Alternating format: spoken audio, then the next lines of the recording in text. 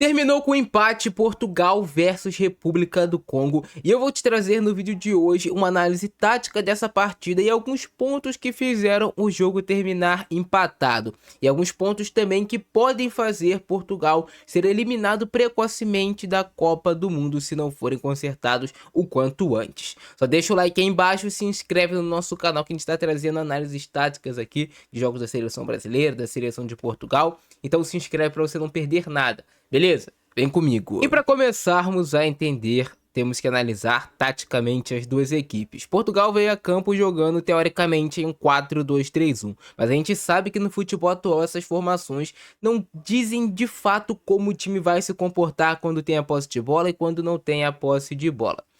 Portugal veio com o Diogo Costa no gol, João Cancelo na lateral direita, o Araújo fazendo dupla de zaga com Renato Veiga, o Nuno Mendes jogando na lateral esquerda, Pedro Neto como um ponta pelo lado esquerdo, João Neves e Vitinha como a dupla de volantes, Bruno Fernandes jogando como meia mais um camisa 10, o Bernardo Silva jogando como meia pelo lado direito e o Cristiano Ronaldo como centroavante, um 4-2-3-1.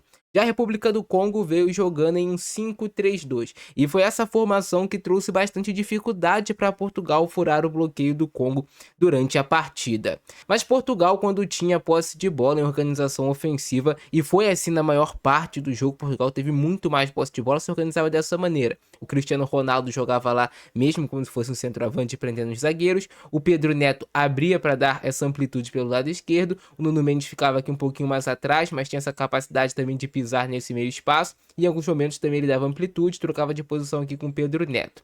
Mas era aqui que ficava mais o Nuno Mendes, o João Neves entrava para participar com essa circulação também no setor do meio de campo, com bastante liberdade para se movimentar, inclusive foi ele que fez o gol pisando na área, que é uma característica forte desse jogador. Apesar de não ser tão alto, ele tem muito bem esse fundamento do cabeceio. O Bruno Fernandes jogava nesse meio espaço aqui, o Bernardo Silva pisava nesse outro meio espaço, eles funcionavam como uma dupla de meio campistas de camisa 10, porque o João Cancelo é quem dava amplitude pelo lado direito. O Vitinha tinha esse papel de fazer praticamente uma saída de 3 com o Araújo e com o Renato Veiga, mas tinha bastante mudança. Os momentos o Vitinha dava um pouquinho mais para frente, ficava só saída aqui com 2, formava até um quadrado no meio, né, com João Neves, Vitinha, Bruno Fernandes e Bernardo Silva, com a busca de você obter superioridade numérica por dentro, mas isso não aconteceu. Portugal fez o gol muito cedo, é bem verdade, em uma jogada de cruzamento para dentro da área, essa bola é rebatida, o Vitinha consegue muito bem manipular essa circulação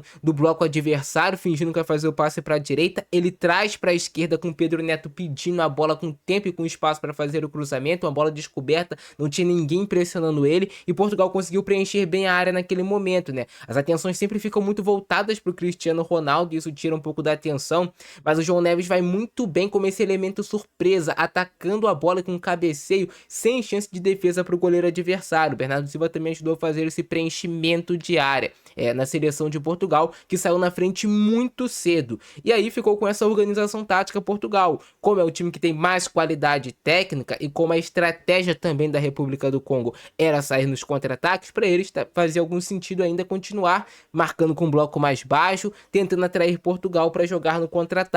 E eles tentavam muito jogar no contra-ataque com o Issa, que é muito bom jogador, e o Bakambu, são dois caras rápidos, de força. Então a estratégia era recuperar essa bola nesse setor do meio de campo e sair com contra-ataques rápidos com o Issa e com o Bakambu.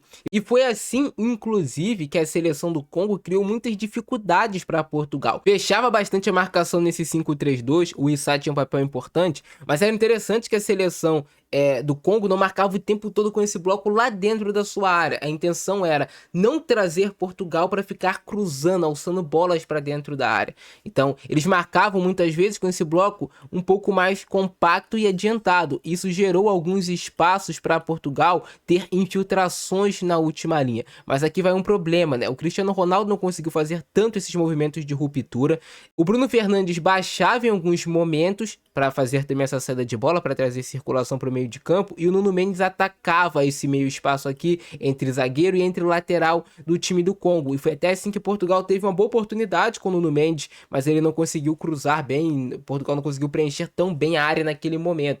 mas era assim que Portugal criava alguns perigos. Também teve uma bola escapada do Pedro Neto, aproveitando essa última linha um pouco mais alta, e aí veio o lançamento. Pedro Neto também teve a possibilidade de chegar na linha de fundo, de tentar fazer um cruzamento para dentro da área. Mas o lado esquerdo de Portugal foi o que mais funcionou na primeira etapa, porque o Bruno se aproximava, o Nuno Mendes, o Vitinho aparecia também por ali, o João Neves também aparecia para jogar. Já do lado direito não era um lado de tanta construção e que deixou bastante a desejar de Portugal, com Bernardo Silva e com João Cancelo no primeiro tempo.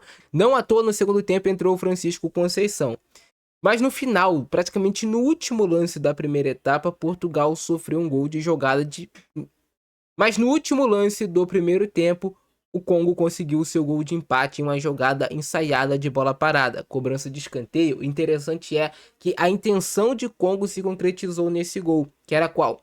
Essa jogada, você ter dois jogadores, um que fosse temporizar e prender a atenção dos jogadores de Portugal. A jogada até parecia controlada, vem esse passe para trás e balança a defesa. Tu vê que a defesa faz esse movimento de dar um passo à frente quando essa bola é rolada para trás, e o jogador de Congo cruza ela lá no segundo pau. Isso faz com que os jogadores de Portugal não tenham o tempo ideal para girar o tronco, para entender o que está acontecendo na jogada. Tu vê nesse balanço e a bola vem para o Issa cabecear completamente livre. Então a intenção era balançar realmente essa defesa de Portugal, eles darem um passo à frente quando essa bola fosse tocada para trás, para depois você fazer o cruzamento entre a zaga e entre o goleiro, e o Issa fez uma bela cabeçada que deu o empate para Congo.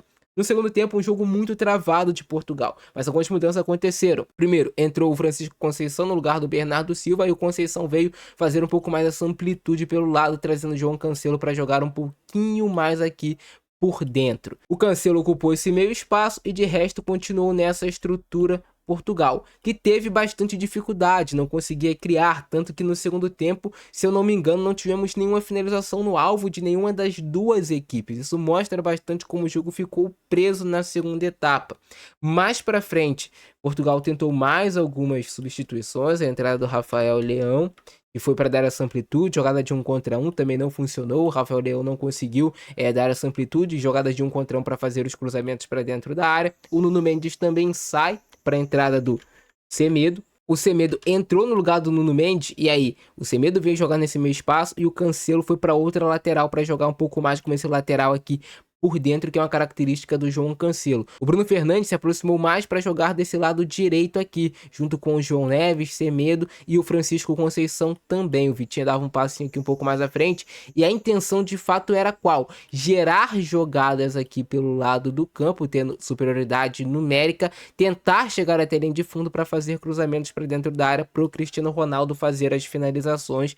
Mas até teve algumas possibilidades assim, se vocês verem, Portugal conseguiu envolver a seleção do Congo em alguns momentos, mas as finalizações não saíram limpas, né, cara? Os passes para trás saíram, as finalizações muito travadas do Cristiano Ronaldo, que não surtiram efeito, e no final das contas eu achei que o empate foi justo pelo que as duas equipes produziram na partida. Portugal não conseguiu produzir muito ofensivamente, o Congo produziu em alguns momentos com contra-ataques e com a jogada ensaiada de bola parada. No final das contas, isso mostra que Portugal tem muita dificuldade de jogar contra linhas de 5. Esse 5-3-2 pode ser um problema para Portugal, principalmente se os seus meio-campistas não estiverem em um dia inspirado. E assim, se você pegar um 5-3-2 com um bloco muito baixo lá fundado contra a área do adversário, você pode ter mais jogadas de linha de fundo e cruzamentos para o Cristiano Ronaldo, para você preencher bem a área. Se você pegar, como fez o Congo no primeiro tempo, com essa última linha um pouco mais alta, tu precisa fazer esse movimento de ruptura, tu precisa infiltrar, e tu precisa que tenha esse passe, porque tem espaço para você jogar ali. O passe tem que ser bem feito, preciso,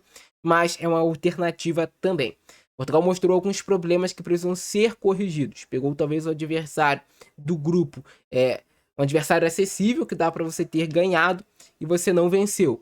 Então tem que consertar isso para o decorrer da Copa. Algumas alternativas: o Francisco Conceição se mostrou mais efetivo para esse tipo de jogo porque tem mais mobilidade no 1 contra 1. O Semedo entrou bem também na partida, assim, eu acredito. Tem mais velocidade, tem mais força do que o João Cancelo. E talvez o Rafael Leão pode ser uma alternativa. O problema é que o Rafael Leão não está no seu melhor momento. E quando você busca o Pedro Neto, busca esse cruzamento com o pé para fora, como foi no lance do gol. Mas essa é a análise de Portugal versus Congo. Gostaram do vídeo? Deixa o like, se inscreve no canal, compartilha, e eu vou ficando nessa. Abração do Francesco, é nóis e fui!